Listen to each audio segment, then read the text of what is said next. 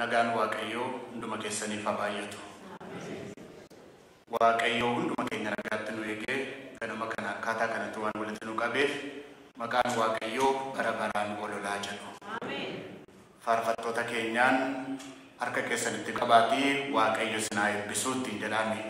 Waaqayyo sinaa eebbisuu, Gooftaan sinaa eebbisu. Ol kaanee dhaabannee har'aaf kan nuuf kenname dubbii sagalee Waaqayyoodhaa walii wajjin nageenya. Wangeela Yohaannis boqonnaa 14 lakkoofsa 15 hamma 21 isa jiru maqaa Gooftaatiin nan dubbisa. Wangeela Yohaannis boqonnaa 14 lakkoofsa 15 hamma 21 kakuu haaraa fuula 155 irra jira. Akkas jedha dubbiin Waaqayyoo. Yesuus itti fufee, isin yoo na jaallattan abboommota koo hin eegdu. Ani Abbaanan kadhadhaa, inni bara baraan isin bira haa jiraatuuf kan biraa kan isiniif dubbatu isiniif hin kenna. Inni isiniif dubbatu kun hafuura dhugaati. Biyyi lafaa waan isa hin argineef, isa hin beekneefis isa fudhachuu hin danda'u. Isin garuu inni isin wajjin waan turuuf, isin keessas waan jiraatuuf isa beekuuf jirtu. Ani kophaatti isin hin dhiisu, gara keessan nan dhufu. Yeroo gabaabduu booddee biyyi lafaa deebi'ee ana hin argu. Isin garuu ani waan an jiraadhuuf, isinis immoo jiraachuuf waan jirtaniif na argitu. Gaafas ana Abbaa koo keessaa, isin immoo ana keessaa, anis isin keessaa akka hin jiraadhu beekuuf jirtu. Namni abboommii koo qabu, inni isa raawwatus isa kan na jaallatu. Nama na jaallatu immoo Abbaan koo isa jaallachuuf jira. Anis isa nan jaalladha. Ofii koos isatti mul'isuufan jira jedhee. Ameen. Hin kadhannee mataa keenya gadi qabanne. Yaada keenya hundumaa fuula Waaqayyootti sassaabannee Gooftaan yeroo kana akka nutti dubbatuuf, dubbiin sagalee Waaqayyoodhaa keessa keenya akka argatuuf Waaqayyoon kadhanna. Gooftaa keenyaa, Waaqa keenyaa, baroota keenya hundumaa keessatti nu wajjiniin taatee oliiquuf gadeequu, argachuuf dhabuu, gadduuf gammaduu jireenyaa hundumaa keessatti eegumsi Waaqayyummaa kennu irratti baay'atee jaalala kee ta'ee nagaadhaaf fayyaatti eegdee jiraachiftee yeroo kana immoo fuula keetti sassaabamnee akka si waaqeffannuuf dubbii sagalee kee akka dhageenyuuf carraa waan nu laatteef maqaan kee maqaa Gooftaa Yesuusiin bara baraan ololaa jedhu. Fuula kee jiraachuun carraa guddaadha yaa Waaqayyoo. Mana kee keessa jiraachuun carraa guddaadha yaa Waaqayyoo. Ati Waaqayyo Waaqni jiraataan carraa nuuf laattee jireenya nu laattee fuula kee waan nu dhaabdeef maqaan kee maqaa Gooftaa Yesuusiin ololaa jedhu. Yaa Waaqayyo Waaqa jiraataa yeroo kana immoo si kadhanna. Namoota dadhaboota irra darbaan keenyas baay'eedha. Garuu ati Waaqayyoodha hundumaa gochuudhaaf yaa Gooftaatti danda'aadha. Ayyaana kee nurratti baay'isuun maqaa Gooftaa Yesuus Kiristoosiin jaalala kee haa ta'u. Yaa Waaqayyo ayyaanni kee nuuf baay'ate si waaqeffachuu dandeenya. Ayyaanni kee nuuf baay'ate dubbii sagalee kee dhaga'uu dandeenya. Ayyaanni kee nuuf baay'ate si gammachiisuu dandeenya. Ati Waaqayyo Waaqni jiraataan ayyaana kee nurratti baay'isuun maqaa Gooftaa Yesuus Kiristoosiin fedha keef jaalala kee haa ta'u. Hafuurri qulqulluun yommuu dhufu waan hundumaa isin hubachiisa, isin barsiisa jedhamee caafamee jira. Yaa Waaqayyo Waaqa jiraata, namni akkasumaan dubbii kee dubbachuus hin danda'u. Hafuura kee Waaqarraa nuuf erguun maqaa Gooftaa Yesuus Kiristoosiin jaalala kee haa ta'u. Yeroo kana kan mormu ergamaan diinaa maqaa Gooftaa Yesuusiin irraa kan rukutame haa ta'u. Dubbii kee olii kan barbaadu, yaada keenya bittinsuu kan barbaadu, qalbii keenya olii gad oofuu kan barbaadu maqaa Yesuus Kiristoosiin irraa kan cabe haa ta'u. Maqaa Yesuus Kiristoosiin irraa kan ifatame haa ta'u. Gooftaa keenya dubbii kee akka dhageenyuuf nu gargaara. Yeroo keenya kana booddee jiru hundumaa irratti ulfinni kee duwwaa na mul'atu. Maqaa Gooftaa Yesuusiin ameen.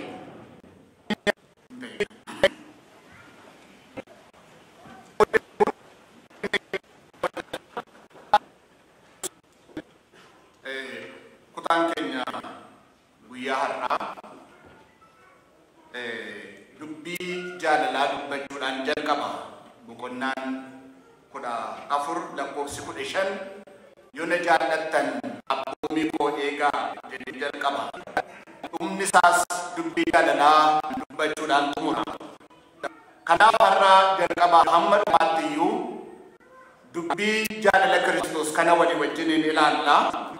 Kutaa keenya kana sirriitti hubachuudhaaf akka dandeenyutti yaada keenya keessaa akka inni sirriitti dhufuu danda'utti gaaffii tokkoon isin gaafachuudhaan jalqaba. Tarii gaaffii kana yommuu isin gaafadhu hirrifatinaa. Gaaffichi wooma gaafatamuun isaaf ta'uudha. Dubbiidhuma kana wajjinis waan wal qabatee deemuudha wanta ta'eef gaaffichuma duwwaa yaadaarraa kan hafee baay'ee hin rakkatinaa, baay'ee hirrifatinaa. Gaafficha deebisuun baay'ee salphaas miti, baay'ees immoo ulfaataa miti. Itti yaaduuma barbaada. Gaaffii kana immoo har'a duwwaas utuu hin taane hamma gaafa barri keenya biyya lafaarraa raawwatutti iyyuu ittuma yaadna gaaffii kana. Akkuma akkasanitti yaaduunis gaariidha. Gaaffichi akkas jedha. Faarsaa 90 lakkoofsa 10 irratti barri jireenya keenya waggaa 70 yoo baay'ates waggaa meeqaa jedha? Yoo baay'ates waggaa meeqaa jedha? Waggaa 80 jedha. Tarii amma gaayoona kanaa wanti sammuu keessan keessa dhufu hammamtuu si hafi jettee nu gaafachuudhaaf jettaa jettanii yaaduu dandeessu. Calculation sana keessan naqinaa amma hammamtu sin hafeessa jedhu sin gaafachuuf miti. Yoo kana keessa malkaa buufay wajjin ta'e utuu haasofnuutu waa'ee ijoollota waldaa keessaa utuu haasofnu ijoollonni kun qaamanii guddachuu turre jiraata jennee utuu haasofnu dhugaadhaa jedhaniitu aniifati waggaa 20 irraa waan biraa taanerraa jedhani. Injirru iyyuu jechuudha. Xinnoo yeroo sana illee waaqeen qadheera maala xinnoo ishee takka turus hin booddee jechuudha.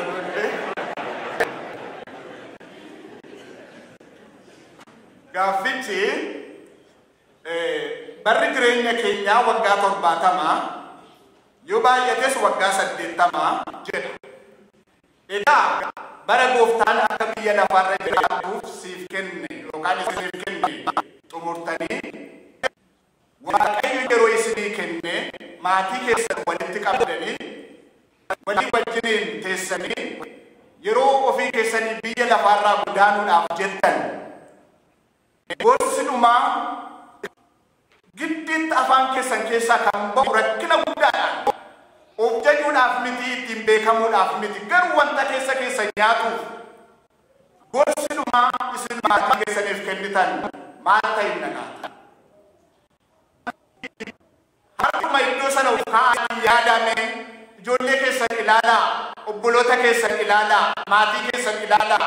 Tarii har'atu ta'e biyyaan sun yeroo gabaabduu daqiiqaa muraasa yoo Waaqayyo isinii kenne daftanii walitti qabdanii kan isin ittiin jettan jechi dhumaa, jechi garaa namaa nyaatu inni dhumaa maal ta'inna. Gaazexaa Independent jedhamu biyya UK'tti maxxanfame tokko qorannoo geggeessee ture.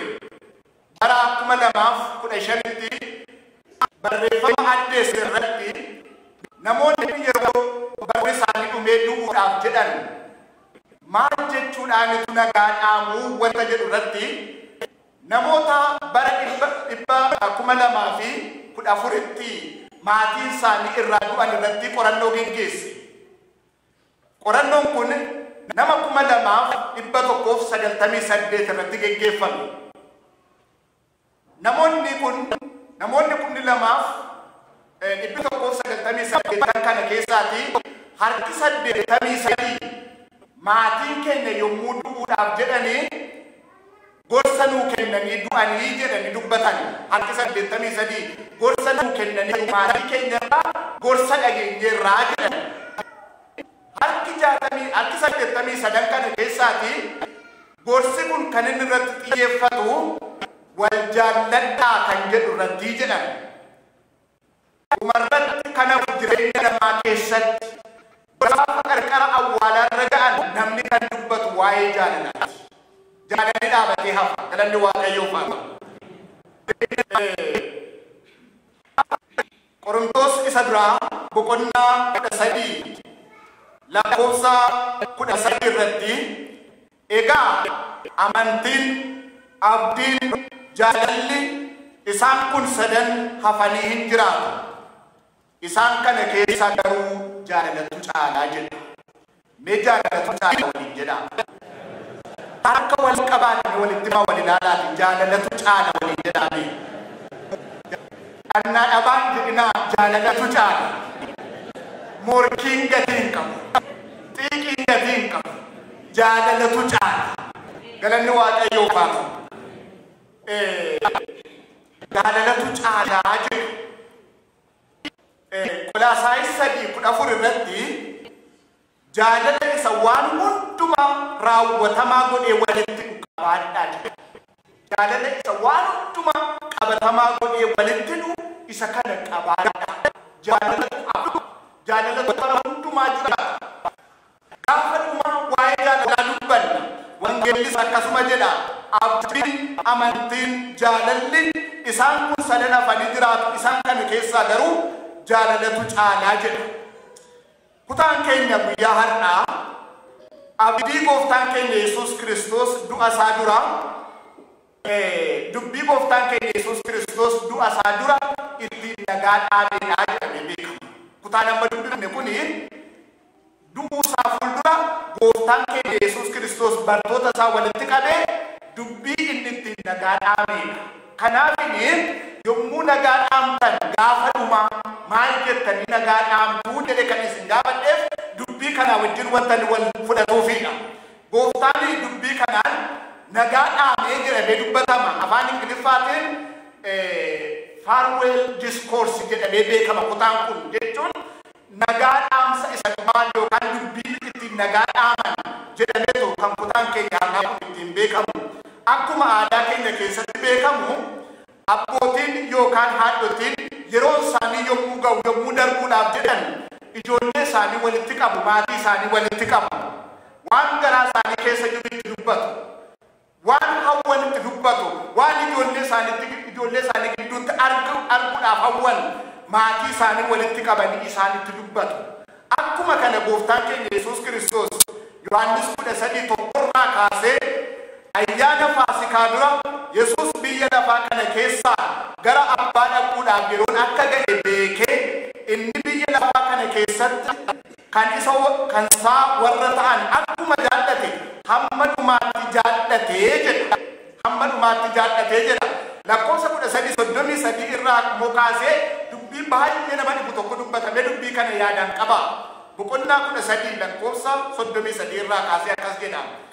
Yaa ijoollee koo si'achi yeroo gabaabaa duwwaadhaafan isin wajjin jira. Akka isin wal jaallattaniif abboommi haaraa isiniif nan kenna. Ani akkuman isin jaalladhe isinis immoo akka wal jaallattan isin abboomeera. Jaalala yoo qabaattan kanaan namoonni hundinuu akka isin bartoota koo taatan hin beekuu jedhe gooftaan. Kana isaanitti dubbate walitti qabee yaa ijoollee koo kana booddee yeroo muraasa duwwaan isinii wajjin jiraadha. Yeroo qabamuu isaatiitu ga'e. Yeroo biyya lafaarra darbuu isaatiitu ga'e. Kanaaf amma yeroo muraasa duwwaan isinii wajjin jiraadha. Kanaaf yaada garaa koon isinitti himuu barbaade. Yaadni garaa koo kun immoo yaa ijoollee koo si'achi yeroo gabaabaa duwwaan isinii wajjin jiraadha. Akka isin wal jaallattaniif abboommi isiniif kenneeraa jedhe dubbate iddoo kanatti. Gara gaaffii keenya jalqabaatti yoonaan isin deebise tarii yeroo kana wanti yaada keessan keessatti isin fireem gootan yookaan itti yaaddan maatii keessan yookaan ijoollee keessan walitti qabdanii yaa ijoollee wal jaalladhaa yaada jedhu ta'uunsaa hin oolu jedhee yaada. Yaa ijoollee waliin buusinaa biyya lafaa kana keessatti waliin buusinaa. Yaa ijoollee biyya lafaa kana keessatti waliin dhiisinaa. Guyyaa ayyaanaa wal barbaadaa walii wajjin oolaa wal gaafadhaa. Qilleensa waliin naqinaa. Waan akkasii jedha abbaa dhugaan haati dhugaan akkas jedhanii ijoollee isaanii gorsanii boqotu. Wal barbaadaa wal jaalladhaa. Yoo dadhabaatu isaan gidduu jira ta'e obboleessa keessan isa dadhabaa kana sanirraa hin dagatinaa. abbaatu darbaa jira yoonnaa ta'e abbaan ijoollee isaa walitti qabee haadha keessanis immoo hin dagatina. Haadhatu darbaa jira yoonnaa ta'e haati ijoollee walitti qabdee yaa ijoollee si wal jaalladhaa abbaan keessanis immoo dadhabaa jira hin dagatina. Adaraadhumaati jechuudha. Adaraan akkasii kun adaraa fudhatanii adeemanidha. Adaraan akkasii kun adaraan akkasii kun aadaa keenya keessattis baay'ee kabajama, baay'ee eegama. Aadaa warra Israa'el keessattis baay'ee eegama. Dhaamsi akkasii jechuudha. Seera uumamaa boqonnaa 47 lakkoofsa 29 irra yoonnaa dhannee ilaalle Yaaqoob yommuu du'uudhaaf jedhu ilma isaa Yoosefin waamee ani yeroo gabaabduu duwwaan qaba amma du'uudhaaf hin jedha garuu yeroo nan du'u gara abbaa kootti geessi na awwaali malee biyya kanatti na awwaalini jedheen Yoosefin. Yoosefis tole jedhee abbaa isaa kunuunsee gaafa abbaan isaa boqote abbaan koo akkas naan jedheera jedheetu abbaa isaa fuudhee gara biyya abboota isaatti geesse dhaqee isaa awwaale. Akkasumas Yoosef karaan isaa immoo ga'ee yeroon isaa ga'ee innis yommuu du'uudhaaf jedhu ijoollee Israa'el obboloota isaa walitti qabeetu inni immoo obboloota isaatiin akkas jedhe yaa obboloota koo anamma yeroon koo ga'eera anamma yeroon boqochuu kootii ga'eera Waaqayyo immoo guyyaa tokko isin yaadata. Biyya kana keessaa isin baasa biyya garbummaa biyya Misir kana keessaa Waaqayyo isin baasa. Gaafa Waaqayyo isin baasu lafee goddaatti dhiiftanii hin ba'inaa lafee koo fuudhaati biyya kakuu sana dhaqaa jedhee inni immoo obboloota isaatti dubbate. Kanaaf seera ba'urra yommuu dhattanii ilaaltan Museefaan guyyaan Waaqayyoodhaa ga'ee yeroo biyya Gibsiiti biyya garbummaati yommuu ba'an lafee Yoosef fuudhanii ba'anii jedha dubbiin Waaqayyo. Namni dubbii akkasii hin eeggatu. Nu gidduuttis beekamaadha kun. Biyya kana keessatti yommuu namni dadhabu maatiin biyyatti nageessi jedheera yoonnaa ta'e namoonni biyyatti geessaa jiru waadaa abbaa isaanii waadaa haadha isaaniif galan eeganii hammam yoonnaa ulfaataa ta'e iyyuu jechuudha. Dubbiin iddoo akkasii baay'ee eeggatamaa jechuu barbaadeetan. Adaraan gooftaa Yesuus Kiristoos keessa jira har'a. Inni wal jaalladhaa jedhe adaraan wal jaalladhaa inni jedhe Yohaannis boqonnaa 13 irraa kaasee hamma dhumaatti kan inni dubbatu gooftaan waa'ee jaalalaati. Rakkinni guddaan fuula isaa dura jira. Dhiphinni guddaan fuula isaa dura jira. Waa'ee dhedheeffamuu fuula isaa dura jira. Waa'ee waraanamuu fuula isaa waa'ee itti tufamuu fuula isaa dura jira. Garuu kana hundumaatti kaa'ee gooftaa Yesuus Kiristoos ammas keessa deddeebi'ee adaraa kan inni jedhu wal jaalladhaa. Waaqayyo jaalala nuuf haa kennu. Ameen. Waaqayyo jaalala nuuf haa kennu jedha ameen. Jaalalli yeroo rakkina guddaa keessa jiraachaa jira. Jaalalli rakkina guddaa keessa gali ta'ee jennaan kiristiyaanummaan rakkina guddaa keessa galeera. Maaliif hundeen kiristiyaanummaadhaa jaalala. Hundeen kiristiyaanummaadhaa jaalala. Jaalalli ijaarama kiristiyaanummaan garuu yeroo jaalalli rakkina guddaa keessa jira. Biyya lafaatti walii keenya jaallachuun iyyuu amantootuma waldaa tokko keessaa taanee wal jaallachuun iyyuu dhagna Kiristoos kan ta'an immoo amantoota waldaa garaagaraa keessa jiran wajjin wal fudhachuun inni Kiristoos jedhu dhagni isaa hundumtuu akka inni wal jaallatu waldaa kana keessa haa ta'u waldaa gara biraa keessa haa ta'u inni kun dhagna Kiristoos wanta ta'eef waa'ee wal jaallachuudhaa waa'ee maatii tokko duwwaa miti waa'ee waldaa tokko duwwaa miti dhagni Kiristoos kan ta'e hundumtuu akka inni wal jaallatudha. Jaalalli yookaan fedhiin Kiristoos garuu bara jaalalli rakkina guddaa keessa jira. Jaalalli rakkina guddaa keessa galuun isaa baay'ee nutti mul'achaa hin jiru. Rakkinni guddaan jaalalli qabu utuun beekamin sokka. Utuun beekamin namarraa adda ba'a. Akkuma ayyaanni Waaqayyo Yoosef irraa adda ba'e, Saamsoon irraa adda ba'e, Yoosef utuun taane Saamsoon irraa. Saamsoon ayyaana Waaqayyo guddaatu irra ture. Sababii ayyaanni Waaqayyo irra jiruuf humna guddaa qaba ture. Gaafa tokko garuu ayyaana Waaqayyo kana ofirraa haachise Daliilaa. Ayyaana Waaqayyo yommuu irraa haachisu dur yommuu ka'u waan barbaade godha diina caccabsa maal godha.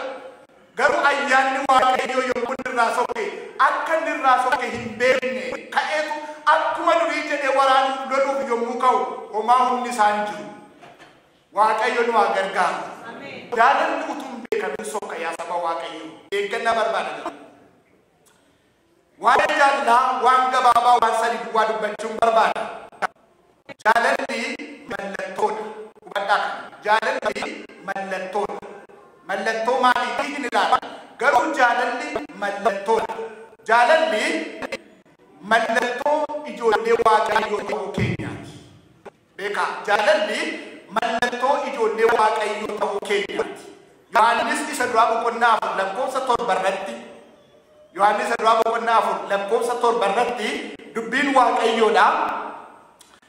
Namni jaallatu hundinuu mucaa waaqayyooti jedha. Namni jaallatu hundinuu mucaa waaqayyooti. Mucaa waaqayyoo ijoollee waaqayyoo ta'uu keenyaaf mallattoon jaalala. Jaalala nu wal agarsiifnuudha. Jaalala nu waliif qabnuudha. Ijoollee waaqayyoo ta'uu keenyaaf mallattoon namni jaallatu hundinuu mucaa waaqayyooti. Inni waaqayyoon beeka jedhee dhufe. Namni jaallatu inni mucaa waaqayyooti. Inni waaqayyoon beeka jedhu. Mallattoo ijoollee waaqayyoo ta'uu keenyaati jaalalli.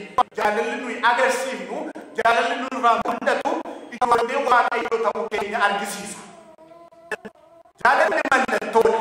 Inni lammaffaan gooftaan keenya Yesuus Kiristoos yoo wal jaallattan isa kanaan biyyi lafaa bartoota koo ta'uu keessan isin beekaa jedhu. Wal jaallachuun keenya bartoota Kiristoos ta'uu keenyaaf mallattoodha. Jaalalli mallattoo bartoota Kiristoos ta'uu keenya ittiin mul'atudha. Kriteeriyaan addaa hin jiru.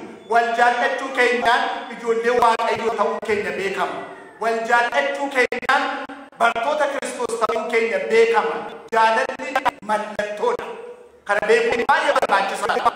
Mallattoo ijoollee waaqayyoo ta'uu keenya kan ittiin beeknu. Mallattoo bartoota Kiristoos ta'uu keenya kan ittiin beeknu jaalalaani. Inni lammaffaan jaalalli waan hundumaa gararraadha. Waan hundumaa gararraadha jaalalli. Beeyyaadhaa dubbii kana. Qorontos isa duraa boqonnaa 13 lakkoofsa 1 hamma 3 ittiin dubbisa.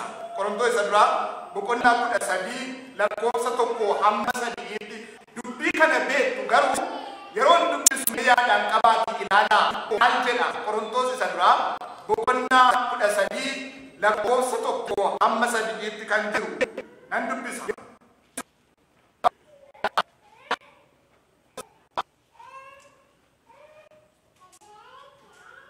Afaan namoonni yookiis afaan ergamoonni waaqayyoo dubbataniin dubbadhee jaalala yoon qabaachuudhaa baadhee ani akka sibiilaa kililchuu yookiis dibbee kosh jedhuun ta'e raajii dubbachuudhaaf kennaa qabaadhee dhoksaa jiru hundumaa beekee beekumsa hundumaa qabaadhee gaara iddoo isaatii hamma guutuutti amantii guutuus qabaadhee jaalala yoon qabaachuudhaa baadhee garuu ani homaa miti.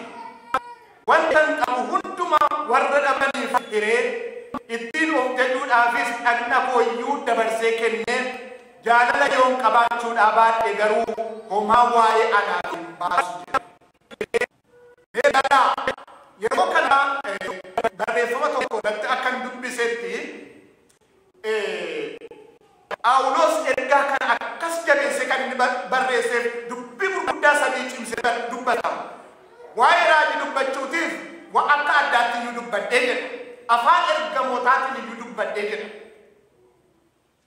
Waa'ee tajaajiluutiif, waa'ee kennuutiif qabeenyaan qabu hundumaayyuu hidhee kana duwwaallee utuu hin taane foon koollee utuun kukkutee kenneetii jedha. Garuu immoo jaalalan qabu yonnaan ta'ee kun hundumtuu homaa mitii jedheetu cimsee dubbata. Kan inni cimsee dubbatuuf jedhu namoonni tokko tokko waldaa sana keessatti waldaa Qorontos keessatti namoonni kennaan ayyaanaa yeroo sana reefu kennamuu jalqaba wanta ta'eef kennaadhuma ayyaanaa waa'ee raajii dubbachuu kana irratti xiyyeeffatanii dhumati waa'ee jaalalaa dagatan waa'ee raajii dubbachuu waa'ee fayyisuu ishuunis maduwwaa ta'e waa'ee jaalalaa dagatame. Kanaafuu namoota kana gara hubannaatti deebisuudhaaf jecha jaalalli baay'ee murteessaadha jedhee isaanitti dubbachuu barbaade jedhu. Kanaaf iddoo kanatti jaalalan qabu yonnaan ta'e anumaa mitii jedha Phaawulos. Mul'ata boqonnaa 2 lakkoofsa 2 hamma 5 immoo yonnaa ilaalle waldaa Efesooniif waa'ee jaalalaa ergame tokko ilaalla. Jaalalli hammam cimaa akka inni ta'e mul'ata boqonnaa 2 lakkoofsa 2 hamma 5tti dubbii akkas jedhu ilaalla. Ergichi hojii kee wanta ati itti dadhabdu obsaan danda'uu kee namoota hundumaa immoo calluma jettee akka hin dhiifne warra ergamoota utuu hin ta'in nuyi ergamoota ofii jedhan qortee ilaaltee sobduu ta'uu isaanii akka argites ani beeka. Ati obsaan akka dandeessu maqaa kootiif jettees akka baattu kanas akka ati hin dadhabin ani beeka. Garuu jaalala isa dura qabda turte sana dhiisuu kee sirratti argadheera. Ammas maalirraa akka kufte yaadadhu. Yaada garaa kee geeddaradhu. Hojii isa dura hojjechaa turte sanas hojjedhu. Kana yoo gochuudhaa baatte garuu ani sitti dhufee baattuu ibsaa keetii iddoo isaatii nan butaa dubbii jedhu argina. Iddoo kanatti wanti baay'ee nama dhibu dhugaadha akka amantootaatti baay'ee gadi fageessinee teenyee yaaduun kan nurra jiraatu dubbiin Waaqayyo iddoo kanatti dubbatu gaarummaa baay'een sirratti argaa jira jedha. Gaarummaa baay'een sirratti argaa jira. Maqaa kootiif jettee wanti hin dandeenye iyyuu hin jiru. Waan baay'ee dandeessita. Obsiteetta maqaa kootiif jettee dhiisteetta waan baay'ee maqaa kootiif jettee. Warra raajota utuu hin ta'in nuyi raajota ofiin jedhan immoo sobduu ta'uu isaanii bira geesseetta isaanis calluma jettee hin dhiifne. Waan gaarii hojjechaa jirta. Garuu waan tokko immoo sirratti argadhee jedha. Yaada dubbii kana. Waan tokko immoo sirratti argadhe jaalala kee isa durii dhiifteetta. Kanaaf immoo waa'ee jaalalaa kompromaayiz gochuu hin danda'an. Qalbii diddirrachuu si barbaachisa. Hojii kee isa sanaaf jedhee waa'ee jaalalaa calluma jechuu hin danda'u. Qalbii diddirrachuu si barbaachisa. Qalbii diddirrachuudhaan yennaa baate garuu ani sittan dhufa baattuu ibsaa keetii immoo iddoodhaan fuudha jedha. Gooftaan nu haa gargaaru. Jaalalli ija Waaqayyotti guddaadha. Tajaajiluun gaarii, fiiguun gaarii, dhama'uun gaarii, waan garaa garaa hojjechuun gaariidha. Jaalalli garuu waan hundumaa caala. Jaalalli waan hundumaa gararraadha. Waa'ee jaalalaa yaaduun barbaachisa saba Waaqayyo. Waa'ee jaalalaa, waa'ee tokkummaa, waa'ee walitti dhufuu, waa'ee adaraa Kiristoos. Adaraan kun jalqaba irratti akkan jedhe Gooftaan yeroo darbuudhaaf jedhee dubbiin ittiin adaraa jedhee nagaadhaan deemedha. Wal jaalladhaa akkasii wal jaallattaniitiin abboommi haaraa isiniif kennu. Keessa deddeebi'ee Yohaannis boqonnaa 14 lakkoofsa 10 yommuu ilaaltan ammas keessa deebi'ee akkasuma jedha akkasii wal jaallattaniif abboommi haaraan isiniif kenna jedha. Jaalalli waan hundumaa gararraadha.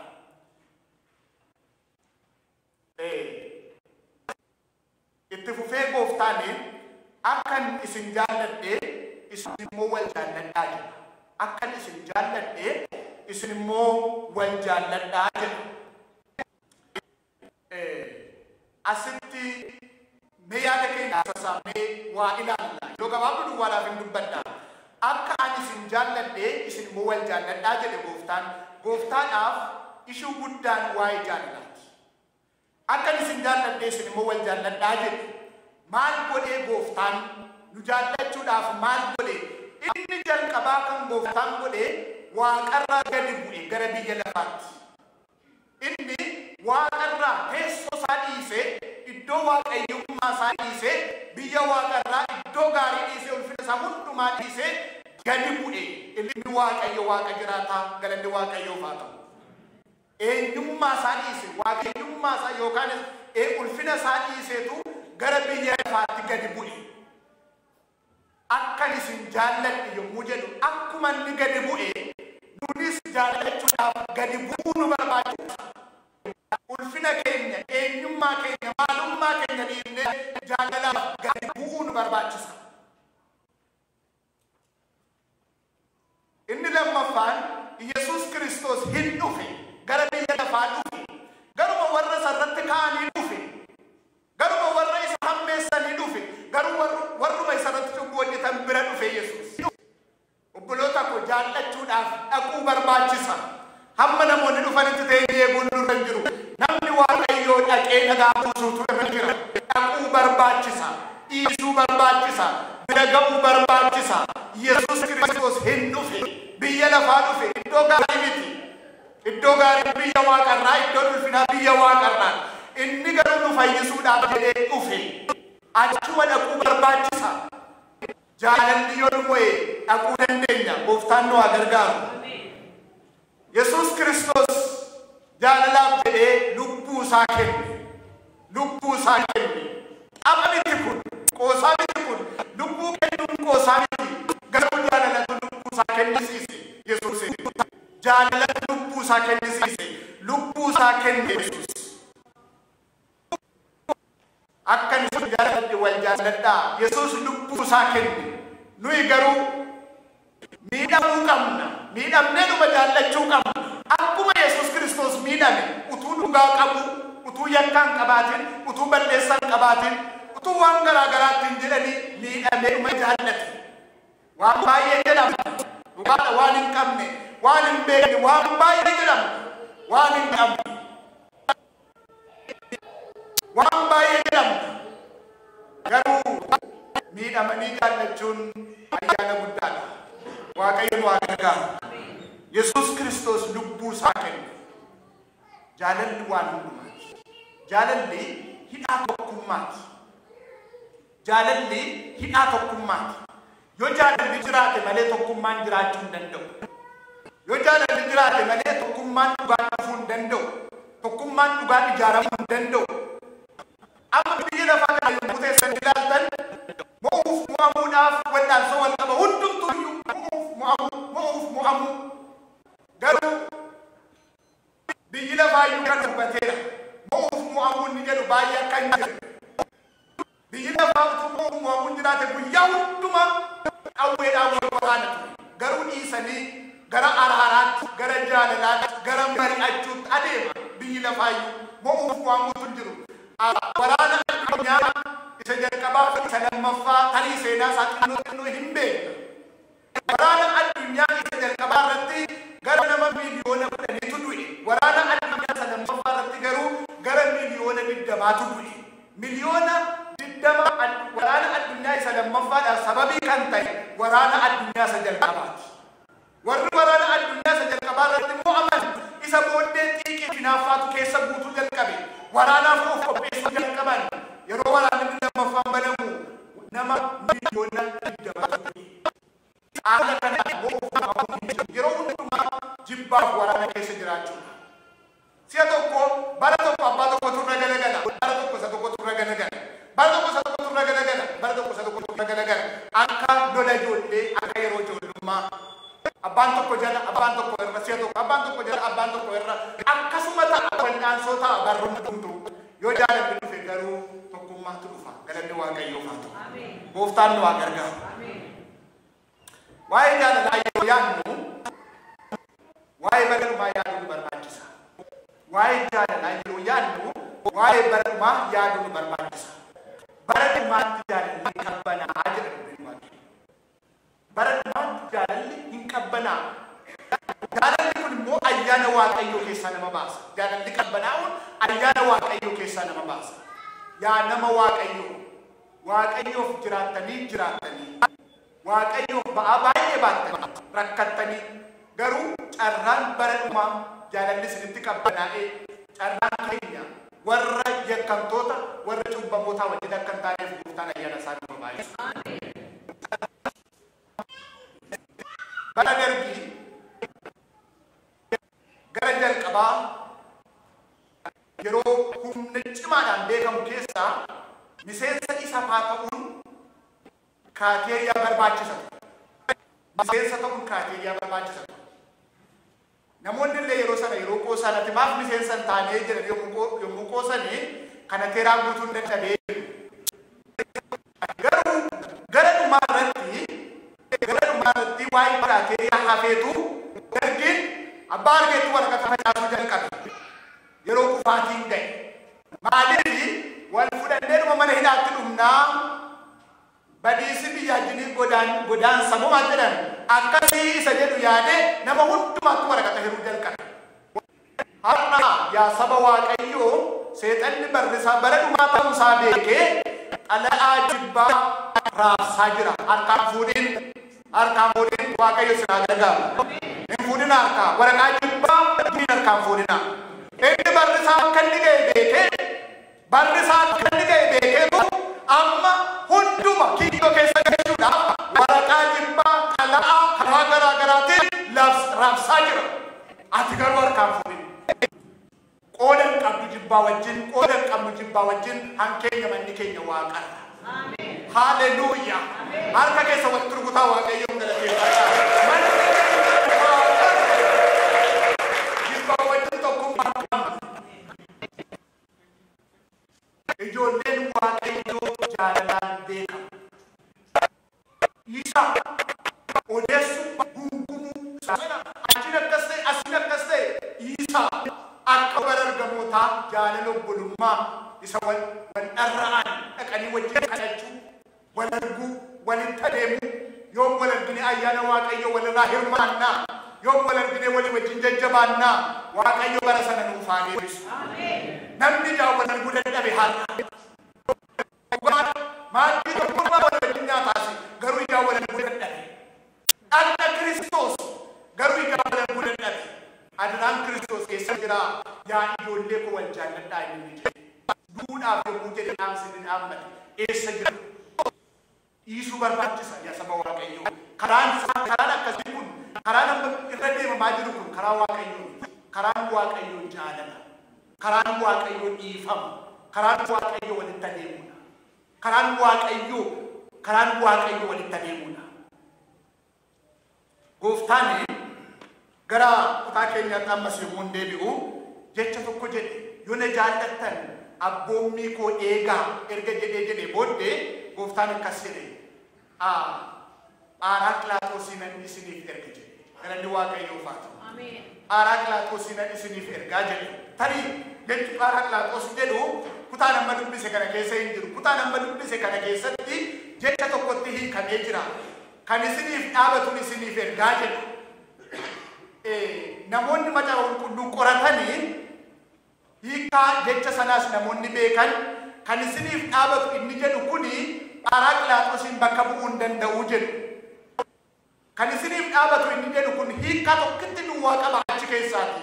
Pharaaqilaatoos jechuun kan isiniif dhaabatus jechuudha. Yeroo rakkinaan akka No'eelii ta'ee jechuudha. Akka No'eelii ta'ee nama isiniif dhaabatu yeroo rakkinaatti. Nama waa'ee keessan dhugaa dubbatu hafuurri qulqulluun karaa gara biraa immoo kan isin jajjabeessu jechuudha. Galanni waaqayyoof haa ta'u.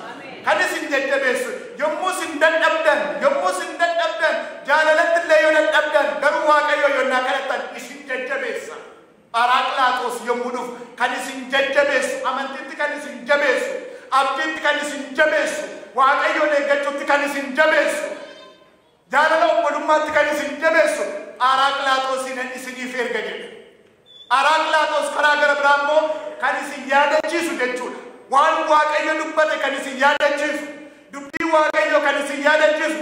Yeroo jibbi gara keessan dhufe garuu wanta Kiristoos jedhe kan isin yaadachiisu. Yeroo hamminni biyya lafaarra baay'atu garuu wanta Kiristoos jedhe kan isin yaadachiisu.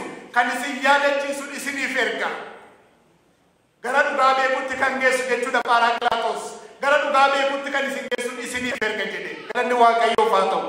Humna kanaan dhaabachuu dandeenya. Jaalala hawwuudhaan jiraachuu hin dandeenyu. Humna waaqayyoo nu barbaachisa. Ayyaana waaqayyoo nu barbaachisa. Ayyaanni waaqayyoo inni jaalala namarratti dhangalaasa. Ayyaanni waaqayyoo inni jabeessee nama dhaabu. Ayyaanni waaqayyoo inni harka qabee nama dhaabu. Nu wajjiniin haa ta'u. Sadaqeenyatti akka jiraannuuf gooftaan nu haa gargaaru. In kana ol kaanee dhaabannee haaleluyyaa. Ulfinni waaqayyoof haa ta'u. Galanni waaqa Israa'eliif haa ta'u. Mee waaqayyoon galateeffadhaa harka keessa walitti rukutuudha. Galanni waaqayyoof haa ta'u. Jaalalli karaa jireenyaati. Jaalalli yaada waaqayyooti. Haaleluyyaa. Haaleluyyaa. Haaleluyyaa. Jireenyuma kadhannaa keessa taanee si galateeffanna yaa waaqa keenyaa jennee faarfanna. Jireenya kadhannaa keessa taanee bareedina sagalee keenyaa miti. Bareedina qooqa keenyaa miti. Si galateeffanna jenna waaqayyoodhaan. Galanni waaqayyoof haa ta'u. Sigalateffanna waaqa keenya waa'ee gocha keetiif waa'ee oolmaa keetiif warqeen meetiin feetu waan qabnu siif dhaannaa oonor kaafodhu galataarsaa keenya sigalateffanna waaqa keenya waa'ee gocha keetiif waa'ee oolmaa keetiif warqeen meetiin feetu waan qabnu siif dhaannaa oonor kaafodhu galataarsaa keenya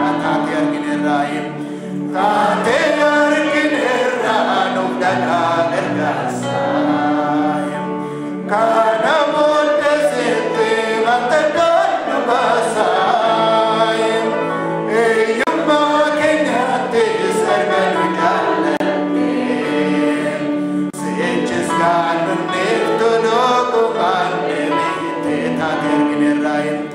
taatee argineerraa nuuf dhagaa gargaarsaa kana booda seettee mattaqaan nu baasaa eeyyummaa keenyattis arganu jaalladhee seechis gaanunneef tolookumaan deebiitee si galateeffanna yaa waaqa keenya waa'ee gocha keetiif waa'ee oolmaa keetiif warqeen meetiin feetu waan qabnu siif dhaannaa oonor kaafodhu galataarsaa keenya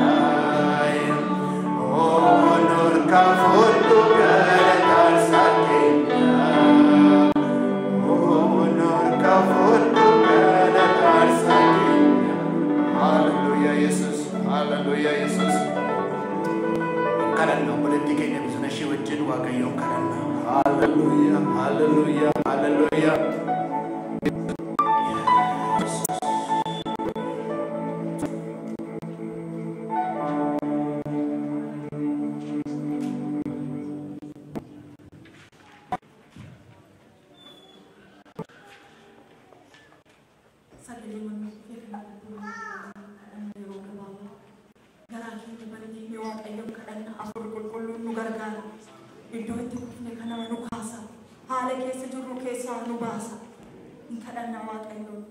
Ani jaalala barabaraa marartee kootiin an ofitti si harkise lookoo gara laafinaatiin an ofitti si hidhe jettee yaa Waaqayyo jaalala barabaraa nuuf qabdu yaada barabaraa kakuu barabaraa dubbii barabaraa jireenya barabaraa isa nuuf qabdu ani isa barabaraan siif qaba jettee nu abdachiifte yaa Waaqayyo dubbiin kee jaalala yaadni kee jaalala sagalee jaalalaatiin sagalee mararteetiin yaa Waaqayyo ofitti nu harkisuu jaallatte nu barbaaduu jaallatte galanni siif haa ta'u ulfinni siif haa ta'u ifa kee nu gidduu dhufeef galanni siif haa ta'u qoricha nuuf ergiteef galanni siif haa ta'u fayyina nuuf ergiteef galanni siif haa ta'u hiika fiddeef furmaata fiddeef galanni siif haa ta'u singeggeessaa karaa irra deemuu siif ta'u sittan agarsiisa waan gochuun siif ta'u sin hubachiisa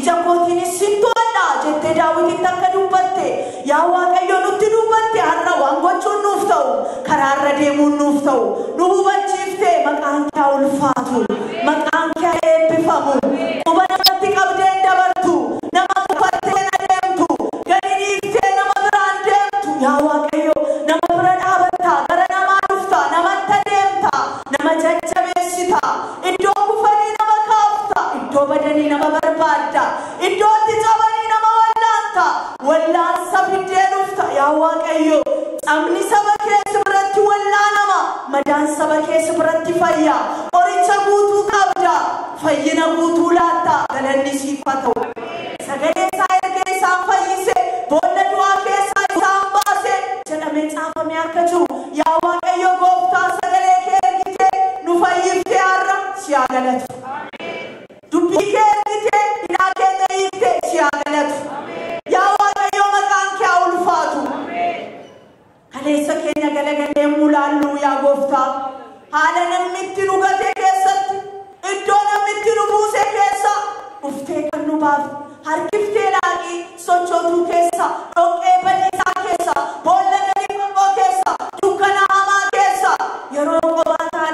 ani isinii wajjinii jette yaa waaqayyo nu jajjabeessite tirsite baatte asiin kan nu geessi attamitti siniifna attamitti dubbii kee calluma jenna attamitti si dhaga'uu danda'amna attamitti yaada kee tuffanna yaa waaqayyo yaadi kee yaada ulfinaati yaadi kee yaada barabaraati yaada qajeelaadha yaada qulqulluudha dubbii amanamaadha giloori maasekree addunyaa maas galanni siif haa ta'u galanni siif haa ta'u fayyisaa keenya galanni siif haa ta'u namni cubbamaan aduun jedhani namni cubbamaan adeemiu karaa isaa isa hamaarraa gara goota adeemiu hajiraatu hafayyuu jedhee gooftaa du'a nama cubbamaatti kan hin gammanne badiisa nama dadhabaatti kan hin gammanne ooglaaba duunamaas seekraba duunamaas jaalala keetiin gara keenya dhufte ganama kan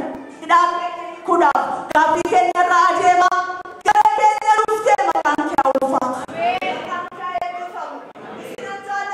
wal jaalladha nun jette isin kan kooti wal jaalladha jette goofta namni jaalala hin qabne mootummaa kooyyuu hin dhaalu namni jaalala hin qabne mootummaa koo dhaaluu hin danda'u namni obboleessa isaa isa ijaan argu namni obboleessa isaa isa ijaan argu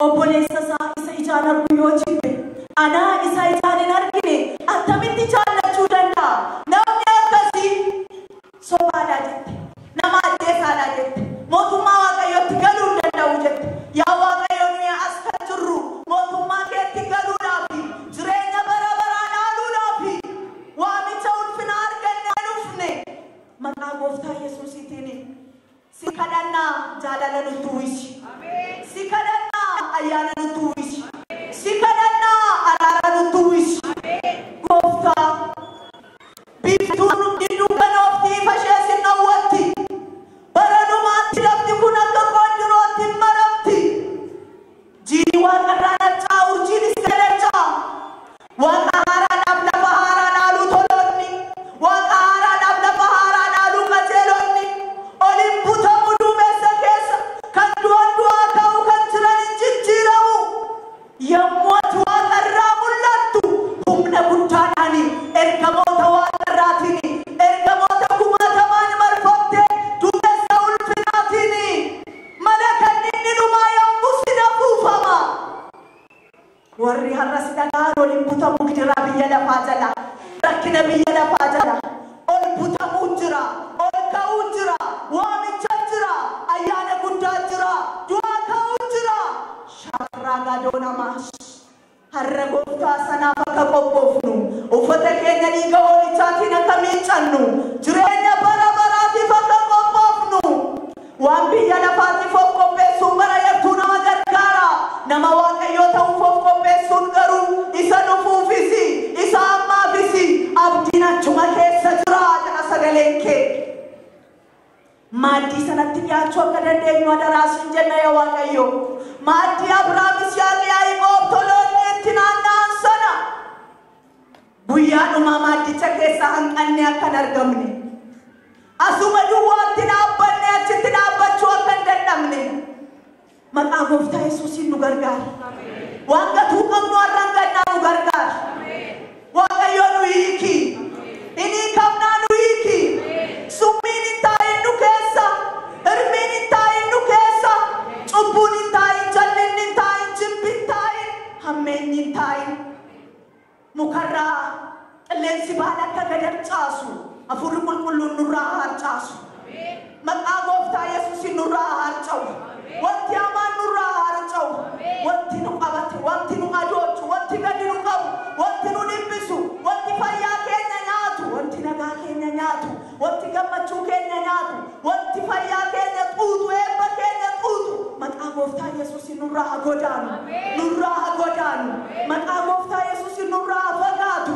wanti nu hin beekne wanti nu hin beeknu dhokatee mul'atee nutti kan maxxanfame jireenya keenya keessa kan awwaalame yoo jiraate maqaa gooftaa yesuusiin kan xaragame haa ta'u gooftaas kadhannaa golee arfan gidduu kan jirtu waldaa dhiiga Kiristoos Kristos irra dhaabbatteef si kadhanna jaalalli akka wayyaa isheetti hawwifamu jaalalli kee waldootii biyya lafaarra jiranitti hawwifamu wal nyaachuuniif walitti naafuuni wal goomachuuni wal baqachuuni maqaa gooftaa Yesuusiin hojii dukkanaati kun hojii seexanaati humna maqaa keetiin haa cabu hin mormina hojii dukkanaa maqaa gooftaa Yesuusiin haa cabu kennaan seexanaa haaramee haa ba'u inni saba keetti firfirsu inni facaasu maqaa gooftaa Yesuusiin sanyii sun ama seenu humni sun haa rukutamu waldaadhaaf waldaa gidduutti nagaana ta'u sabaaf saba gidduutti nagaana ta'u maqaa gooftaa Yesuusiin hafuurri nagaa hafuurri tokkummaa hafuurri jaalala hafuurri walii galtee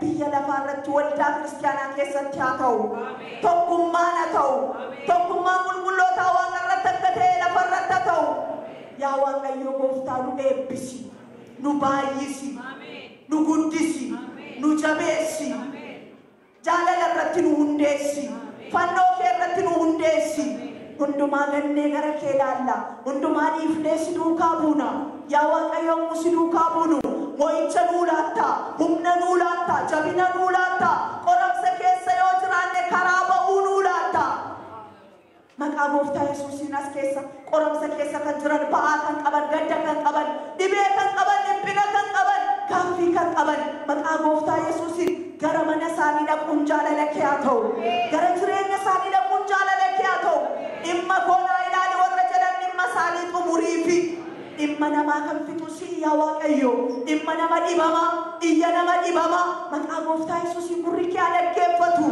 as gidduudhaa gooftaa namni maqaa kooyyuu beeku namni mana kooyyuu beeku kan jedhani ati maqaa isaanii beekta mana isaanii beekta seenaa isaanii beekta fuula Waaqayyo gara jireenya isaaniitti darbi humna Waaqayyo gara jireenya isaaniitti darbi dukkanni saba kee irraa haa ifu hidhaan jiru haa citu wanjoon jiru haa cabu dukkanni jiru haa ta'u maqaa gooftaa Yesuus Kiristoosiin kana waan nu gooteef si haa galatu yeroo nu laatte hundumaaf eebbifami guyyaa kana hundumaaf si haa galatu sagalee kee nu dhufeef si haa galatu karra dana jiruuf si haa galatu hoolota kee nagaatti bobbaasi hoolota kee nagaatti jiraachisi nagaatti isaan geggeessi maqaa gooftaa Yesuusiitiin ameen